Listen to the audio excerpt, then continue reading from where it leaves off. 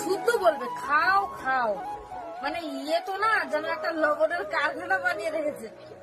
বৌদি বেশি লবণ খেও না, প্রেশার বেড়ে যাবে। একটু চকলেট লাগিয়ে তারপর খাও।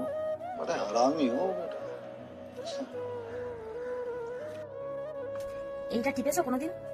এটা টিপতে কার কার ভালো লাগে? এমন ভাবে টিপে যেন এটা এরকমই থাকে, ঠিক আছে? আর এইটা টিপে টিপেই আগের থেকে ট্রেনিং নাও। আমাদের ছেলেদের ওইসব টেপার ট্রেনিং নিতে হয় না, আমরা ডাইরেক্ট মাঠে খেলতে পারি।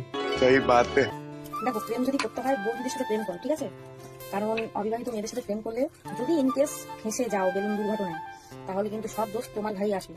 আর বন্ধুদের সাথে যদি প্রেম করো তাহলে কোনো দুর্ঘটনাতে ফেঁসে যাওয়ার কিন্তু চান্স থাকে না, যা হবে সবকিছু দাদার ঘাড়ে দোষ চাপিয়ে দেওয়া যাবে। বেলুন দুর্ঘটনা হোক বা যাই হোক, আমি তোমার এই কথাটা মানতে পারলাম না।